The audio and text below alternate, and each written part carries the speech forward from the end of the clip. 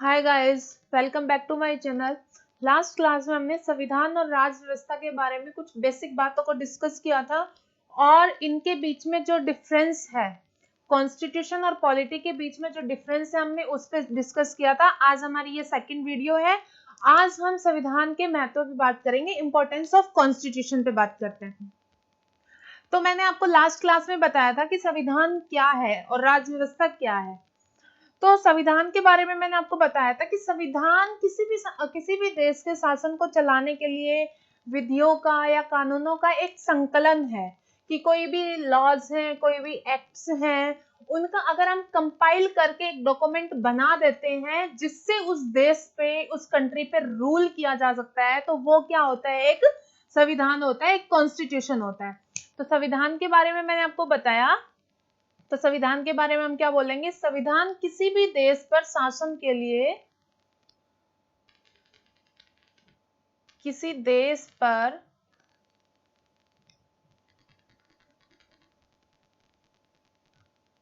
शासन के लिए विधियों या कानूनों का संकलन है।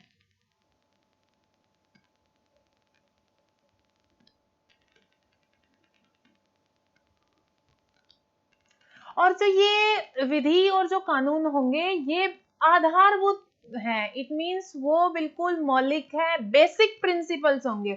तो संविधान के बारे में हम यही बोल सकते हैं कि संविधान किसी भी देश पर शासन के लिए जो आधारभूत जो विधि है या आधारभूत नीति है या परंपराएं हैं, उनका संकलन है। तो ये आपको ध्यान में रखना है कि ये विधि और कानून कैसे होंगे? ये आधारभूत होंगे। आधारभूत होंगे, इट मींस बेसिक होंगे। ये इसमें बेसिक जो बातें होती है उनके बारे में लिखा होता है और इसके आधार पर और आगे हम जितना मन करे उतने लॉज, उतनी विधियों का हम फॉर्मेशन कर सकते हैं। ठीक है। पर जो अगर हम उसको ये देखें कि सबसे बेसिक जो पार्ट होगा वो क्या होता है? संविधान होता है। ठीक है। तो क्या अगर हम किसी भी कोई भी एक बुक है, उसमें अगर हम कानूनों को लिख के रख देते हैं तो क्या वो संविधान बन जाता है उस देश का? नहीं। तो संविधान के बारे में जो दूसरी उसकी क्वालिटी है वो क्या होती है कि संविधान को वैधानिक मान्यता प्राप्त होनी चाहिए। वैधानिक मान्यता प्राप्त हो। वैधानिक मान्यता का क्या मतलब है? वैधानिक मान्यता इट मींस उस देश की जनता को, उस देश के जो भी नागरिक हैं, उनको इस चीज में विश्वास होना चाहिए उसके ऊपर कि इसके अकॉर्डिंग जो भी हमारे पास होगा, जो जिस भी प्रकार से शासन होगा, वो क्या होता है? वो होगा बिल्कुल सही होगा। इट मींस वैधानिक मान्यता का मतलब होता है कि उस देश की जनता का, उसकी सरकार का, उसके न्यायालयों का, सबका उसके अंदर विश्वास है कि इसके अकॉर्डिंग जो भी शासन होगा हमारे देश में वो बिल्कुल सही होगा। अब कुछ देश ऐसे हैं कि जहां पे राजतंत्र है, इट मींस उसमें राजा का शासन है, पर कहीं ना कहीं उनकी जनता का उस राजतंत्र में भी विश्वास है, तभी वो वहां पे चल रहा है। ठीक है। तो वैधानिक मान्यता का मतलब है कि उस देश की जनता का विश्वास है उसमें। फिर नेक्स्ट हम संविधान के बारे में क्वालिटी करते हैं कि ये उस देश की सर्वोच्च विधि होनी चाहिए। जो संविधान होता है, जो कॉन्स्टिट्यूशन होता है, वो उस देश की सर्वोच्च विधि होती है। सबसे सुपीरियर जो लॉ जो होगा वो उस देश का संविधान होगा। इसके बाद जो सरकार है वो बहुत सारे इसको आधार मानकर बहुत सारे नियमों का, बहुत सारे एक्ट्स के प्रावधान कर देती है।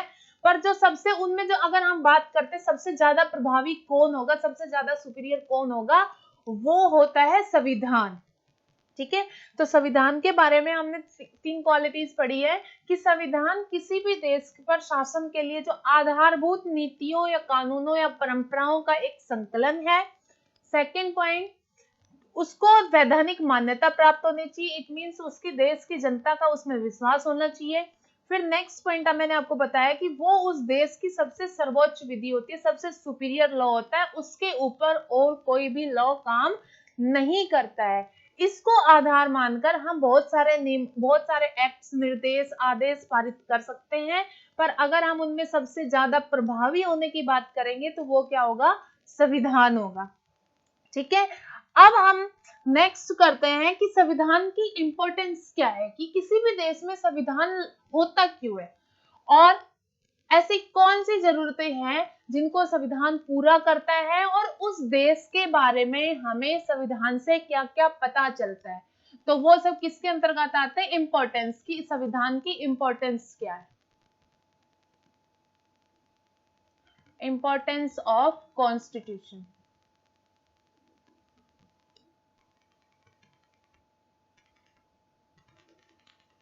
संविधान का महत्व।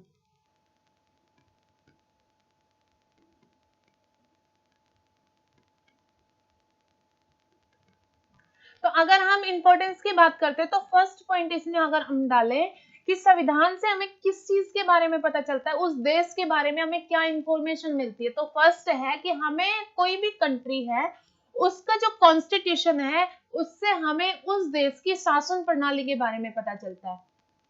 तो फर्स्ट इंपॉर्टेंस हम क्या डालेंगे, संविधान से हमें उस देश की शासन प्रणाली के बारे में जानकारी मिलती है कि आखिरकार उस देश में शासन प्रणाली कैसी होगी। अब शासन प्रणाली का मतलब कि उसमें शासन किस तरीके से किया जा सकता है।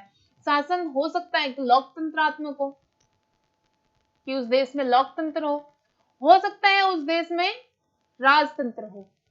लोकतंत्र का मतलब कि जो वो सरकार होगी उसका चुनाव कौन करता है, उस देश की जनता करती है। तो लोकतंत्रात्मक देश वो होते हैं जिस देश में जनता जो सरकार चुनती है वही शासन करता है। और राजतंत्र में कोई भी एक राजा होता है या सम्राट होता है, वो उस देश पर शासन करता है। ठीक है, अब जिस देश में लोकतंत्र होगा तो उसके संविधान को हम बोलेंगे लोकतंत्रात्मक संविधान है। जिस देश में राजतंत्र होगा तो उस संविधान को भी हम क्या बोलेंगे, वो राजतंत्रात्मक संविधान है।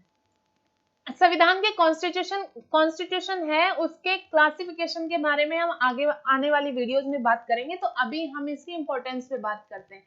तो सेकंड इसमें पॉइंट जो बनता है, हमें उस देश के बारे में क्या पता चलेगा। तो किसी भी देश के संविधान से हमें उस देश की राज व्यवस्था की प्रकृति के बारे में पता चलता है, नेचर ऑफ पॉलिटी पता चलता है। राज व्यवस्था की प्रकृति के बारे में पता चलता है। राज व्यवस्था आपको मैंने बताया है कि वो व्यवस्था जो किसी भी देश के संविधान को लागू करने के लिए जो भी व्यवस्था फॉलो की जाती है वो क्या होती है, राज व्यवस्था। तो राज व्यवस्था की नेचर कौन कौन सा सकता है, नेचर ऑफ पॉलिटी क्या हो सकता है कि वो यूनिटरी हो, उस देश में जो पॉलिटी होती है वो यूनिटरी को फॉलो कर रही है। हो सकता है उस देश में फेडरेशन हो सकता है उन दोनों का मिला जुला रूप, जैसे भारत में है अपने इंडिया में जिसको हम बोलते हैं क्वासी फेडरल हो। तो राज्य व्यवस्था की प्रकृति क्या क्या हो सकती है कि वो देश एकात्मक हो सकता है। सेकंड उसमें क्या हो सकता है कि वो संघात्मक हो सकता है, इट मींस फेडरेशन हो सकता है उस देश में। और एक थर्ड इन दोनों का मिला जुला जो रूप होता है जिसको हम बोलेंगे अर्ध संघात्मक, क्वासी फेडरल। यूनिटरी एकात्मक मींस यूनिटरी। तो यूनिटरी का क्या मतलब है, यूनिटरी का मतलब है कि अगर कहीं पे पावर्स एक जगह होती है, पावर्स एक जगह होने का क्या मतलब है कि वहां पे ये एक सेंट्रल गवर्नमेंट है, ठीक है, इसके नीचे कोई भी स्टेट गवर्नमेंट्स नहीं होती हैं। उस देश में पूरी कंट्री में जो भी डिसीजंस होते हैं, जो भी लॉज बनते हैं या जो भी इवन मैसेज होता है वो सेंट्रल गवर्नमेंट की तरफ से ही होता है और उसमें स्टेट गवर्नमेंट्स का कोई भी रोल नहीं होता है। हो सकता है वहां पे स्टेट गवर्नमेंट्स हो ही ना, या फिर ये हो सकता है कि स्टेट गवर्नमेंट्स तो हो पर उनके पास कोई भी पावर्स ना हो। तो जो भी स्टेट गवर्नमेंट्स है उनके पास पावर्स नहीं होती है, जो भी रूल होता है वो कहां से होता है, सेंट्रल गवर्नमेंट के हिसाब से होता है। ठीक है, इट मींस जो शक्ति है, जो पावर्स हैं उनका सेंट्रलाइजेशन, शक्तियों का केंद्रीकरण होता है उसमें सेंट्रल गवर्नमेंट इट मींस केंद्र सरकार और जो राज्य सरकारें हैं उनके बीच में शक्तियों का विभाजन नहीं होता है। तो जिसको हम बोलेंगे कि जो शक्तियां हैं उनका केंद्रीकरण हो रखा है, उनको सेंट्रलाइज कर रखा है, एक जगह पे इकट्ठा कर रखा है। अब सेकंड आती है फेडरेशन की बात। फेडरेशन में एक सेंट्रल गवर्नमेंट होती है और उसके नीचे कुछ स्टेट गवर्नमेंट्स होती हैं, ठीक है। और ये कुछ पावर्स स्टेट गवर्नमेंट्स के पास भी होती है और कुछ पावर्स सेंट्रल गवर्नमेंट्स के पास भी होती हैं। तो इनको हम क्या बोलेंगे, संघात्मक प्रकार, इट मींस फेडरेशन होता है यहाँ पे, ठीक है। कुछ डिसीजंस ऐसे होते हैं, स्टेट गवर्नमेंट अपने डिसीजन खुद लेती है, सेंट्रल गवर्नमेंट है वो अपने डिसीजंस खुद लेती है, और इनमें एक हम इनका जो मिला जुला रूप होता है जिसको हम बोलते हैं अर्ध संघात्मक, ये इंडिया में है। इसका एग्जाम्पल क्या है, इंडिया है, भारत है। इसमें क्या होता है, इसमें ये होता है कि कुछ कंडीशंस ऐसी होती हैं जिसमें जो देश है वो कंप्लीटली एकात्मक रूप दिखाई पड़ता है उस देश में। कुछ कुछ प्रावधान ऐसे होते हैं कि उसमें यूनिटरी दिखाई पड़ती है। जैसे अगर हम आपातकाल की बात करते हैं इंडिया में, तो आपातकाल में इमरजेंसी के टाइम पे जो इंडिया है वो कंप्लीटली यूनिटरी बन जाता है, उसमें जो भी रूल होगा वो सेंट्रल गवर्नमेंट का होगा, ठीक है। और वैसे अगर हम नॉर्मली देखते हैं तो कुछ डिसीजंस ऐसे होते हैं जो स्टेट गवर्नमेंट भी अपने लेवल पे लेती है और सेंट्रल गवर्नमेंट भी अपने लेवल पे लेती है, और कुछ कुछ प्रावधान ऐसे होते हैं जिसमें सेंट्रल गवर्नमेंट का ही डिसीजन होता है, ठीक है। एकात्मक की अगर हम कुछ बाद में बात करेंगे, और कुछ हम इसमें अभी बता देती हूँ मैं कि एकात्मक होता है उसमें एकल नागरिकता होती है, सिंगल सिटीजनशिप होती है, ठीक है।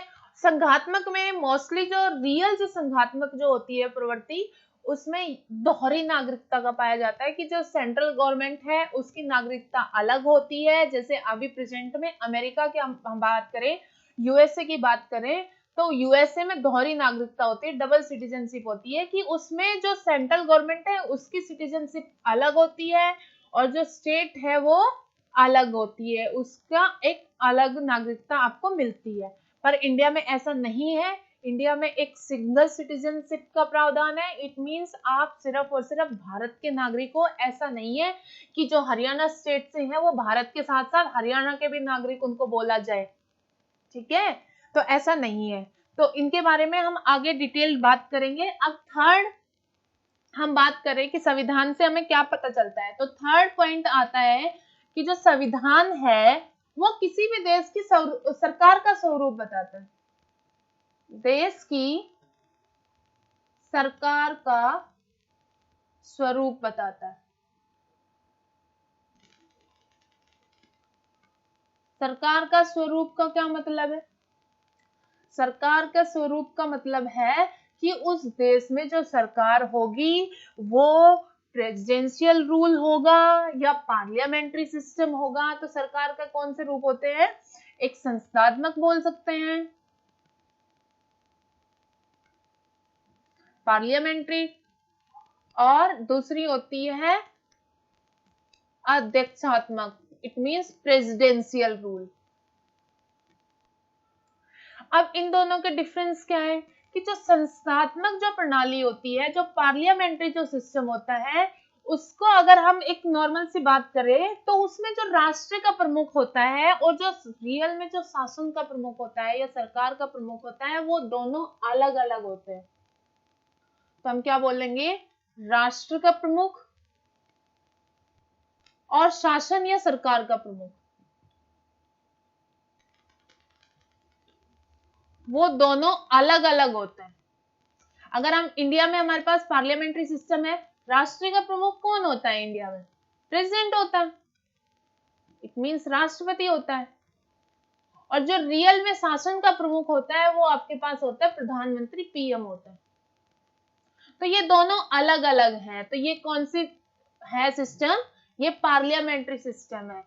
तो पार्लियामेंट्री सिस्टम के बारे में हम ये बोलेंगे कि पार्लियामेंट्री सिस्टम वो सिस्टम होता है जिसमें राष्ट्र का प्रमुख और जो सत्ता या सरकार का जो प्रमुख होता है वो दोनों अलग अलग व्यक्ति है। और इसमें आप इंडिया का एग्जांपल दे सकते हैं कि इंडिया में जो राष्ट्र का प्रमुख होता है वो राष्ट्रपति होता है और जो सरकार का प्रमुख होता है वो कौन होता है, प्रधानमंत्री होता है, ठीक है। अब बात करते हैं अध्यक्षात्मक, it means presidential. Presidential system में क्या होता है कि जो राष्ट्र और शासन का प्रमुख होता है वो दोनों एक ही होते हैं।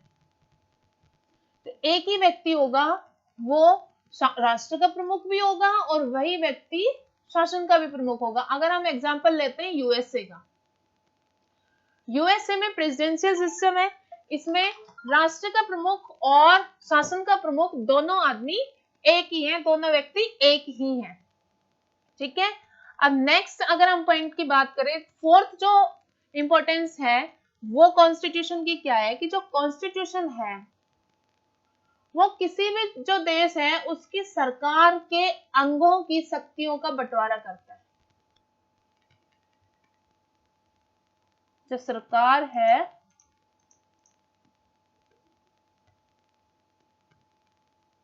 सरकार के अंगों की शक्तियों का बंटवारा करता है, उनकी सीमा तय करता है।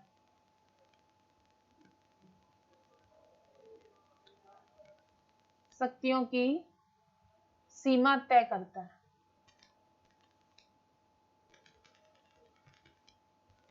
सरकार के अंग कौन कौन से होते हैं? सरकार के अंग होते हैं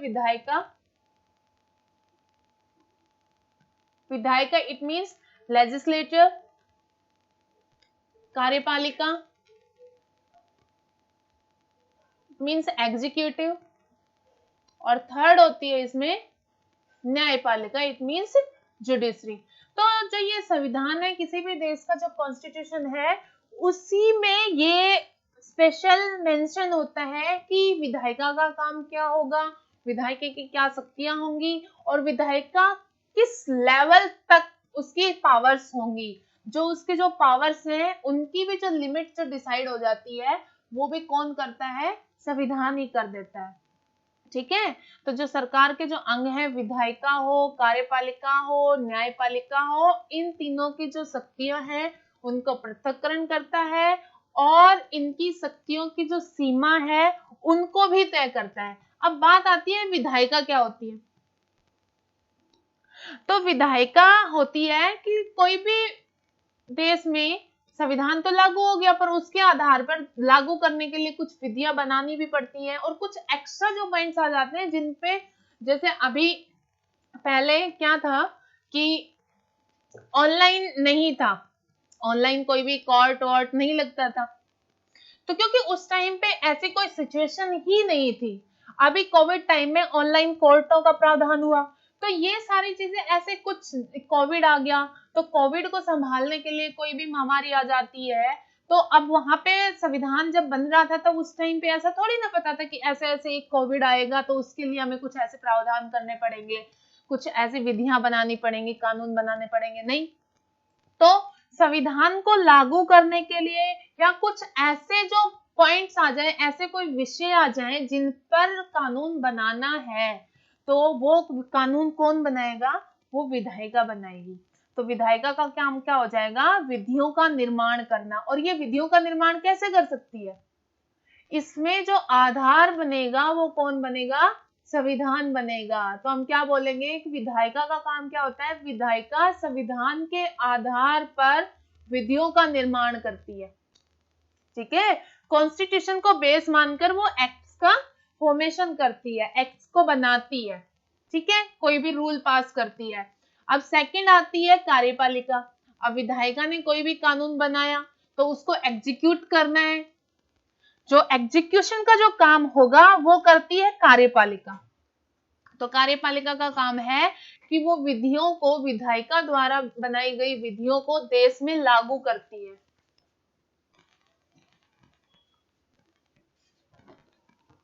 अब थर्ड आती है न्यायपालिका। तो न्यायपालिका जुडिशरी इट मींस उसका काम होता है न्याय प्रदान करना। ओके, तो आज की क्लास में बस इतना ही। नेक्स्ट क्लास में हम कॉन्स्टिट्यूशन की क्लासिफिकेशन पे बात करेंगे। तो अभी हम एक बार इसको जल्दी से रिवाइज कर लेते हैं कि हमने संविधान का जो इंपॉर्टेंस है, संविधान का जो महत्व है, उसमें हमने क्या क्या चीजों को पढ़ा है। तो फर्स्ट पॉइंट अगर मैं आपको बताऊं कि फर्स्ट हमने क्या पढ़ा है, फर्स्ट किसी भी देश के संविधान से उस देश की शासन प्रणाली का पता चलता है। शासन प्रणाली इट मींस वो लोकतंत्र होगा या वहां पे राजतंत्र होगा। सेकंड, संविधान से हमें उस देश की राज व्यवस्था की प्रकृति के बारे में पता चलता है, नेचर ऑफ पॉलिटी पता चलता है। राज व्यवस्था की प्रकृति, कि वहां पे संघात्मक होगा या एकात्मक होगा, इट मींस यूनिटरी सिस्टम होगा या फेडरेशन होगा, या फिर एक एग्जांपल मैंने आपको बताया इंडिया का, तो इंडिया में उन दोनों का जो मिला जुला रूप होता है वो अर्ध संघात्मक होता है, क्वासी फेडरल होता है। थर्ड, हमें उस देश की जो सरकार है, सरकार का स्वरूप पता चलता है, सरकार का स्वरूप पता चलता है कि वहां पे पार्लियामेंट्री सिस्टम होगा या प्रेसिडेंशियल सिस्टम होगा, इट मींस संस्थात्मक प्रणाली होगी या फिर अध्यक्षात्मक प्रणाली होगी। फोर्थ, मैंने आपको बताया कि जो सरकार के अंग हैं, सरकार के अंगों को पृथक्करण का जो काम करता है वो कौन करता है? संविधान करता है। अपृथक्करण का मतलब कि उनकी शक्तियों की सीमा तय करता है। तो सरकार के अंगों की शक्तियों की सीमा तय करता है। Okay, now thank you. अगर आपको वीडियो अच्छी लगी तो प्लीज इसको